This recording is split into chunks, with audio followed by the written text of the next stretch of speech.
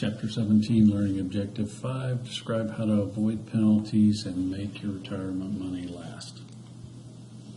So, avoiding withdrawal penalties and outliving your retirement money. Some penalty-free withdrawals do exist. There's an early withdrawal at age of 55 with penalties waived if you agree to the IRS withdrawal rate. That's one option. There are also certain medical, college, and home buying expenses are allowed from IRA accounts. You can actually, there's also, it's not listed in here, but if you are under financial distress and you need to make, in order to avoid default or foreclosure or so forth, you can make withdrawals without the penalty. The penalty, as we'll see in a minute, is 10%. Also, account loans are available from certain employer-based account, but they have to be repaid if you leave your employer and go to another firm or stop working, so in order to avoid penalties. The IRS has a 20% withholding rule to ensure that your income taxes are paid. So they may withdraw these, they may withhold these even though you may not owe them, and you'll have to get them back as part of your tax refund when you file your tax. You can avoid the withholding rule by doing a trustee-to-trustee rollover.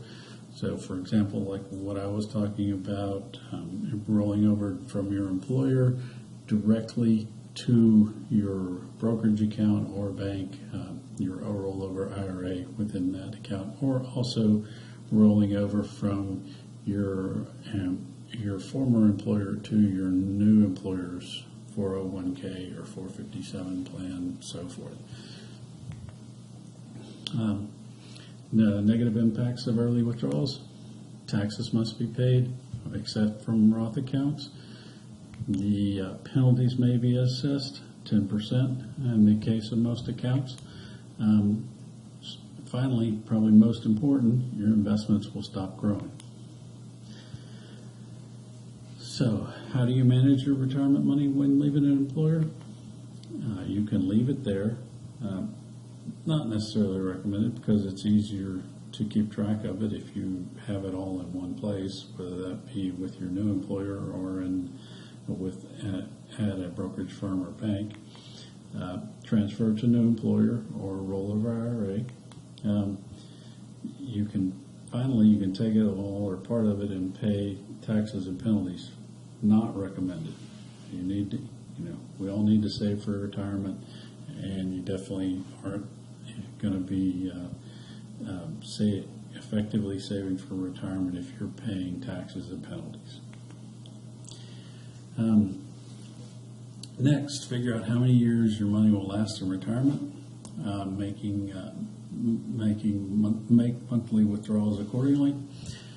So the table 17.3 shows the odds of how long your money will last based on your withdrawal rate. We have 3, 4, 5, 6%. We have 20, 30, 40 years. We can see at a 3% withdrawal rate, we have a pretty good chance of making it 20 or even 30 years. Once we get to 40 years, our odds start to decline. The 4% rate, we have a pretty good chance of making it 20 years, and then basically 2/3 chance that we could make our savings will last for 40 years. And we can see that those numbers go down significantly. So most likely for most people, you probably need to plan on a 3 or 4% withdrawal rate, which in most cases it increases the amount of money that you're actually going to need in retirement. So what retirement money are you going to spend first? You're going to spend your taxable assets because you've already paid taxes. You want to avoid paying taxes as long as you can. Then you'll pay Then you'll withdraw money from your tax-deferred accounts, and then finally from your tax-free assets. And the reason being is you avoid paying taxes until the last possible point which you can.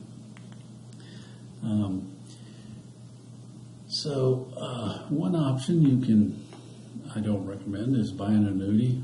I'm not exactly sure what an immediate annuity with some of your account, but annuities come in different forms. They're immediate, deferred, and variable. Immediate, I believe immediate means that they start immediately. By deferred doesn't start until some later date. Variable annuities offer variable type investments, meaning they're invested in something other than a fixed rate. The last one here, most important of all, annuities are very expensive. The fees and commissions associated with them are right up there with cash value life insurance policies. And typically the rates, the interest earnings or rates of return on these types of things are very low. So not only are you losing with regard to the commissions and fees, you're losing with regard to the low rates of return with regard to your investment / purchase. Concept check 17.5. What are some of the negative impacts of withdrawing early from your retirement accounts? Taxes, penalties, your investments stop growing. Name 2 types of penalty withdrawal from retirement accounts: education expenses, first-time home buyer, also some medical expenses. Summarize how long one's retirement money will last given certain withdrawal rates. Well, from table 17.3, 3% withdrawal rate, you could plan on your assets lasting about 30 years. 5% withdrawal rate is likely that the assets would last less than 20 years.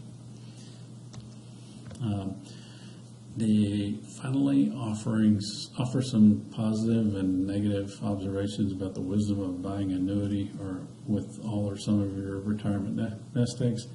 I guess you could say the positive is your income would be certain at that point. It's not worth it. The annuities offer low returns to you and pay very high commissions to the agents. Annuities and cash value life insurance policies are how your insurance agent retires. They make a small fortune off of what your investment, and you get very little benefit from it.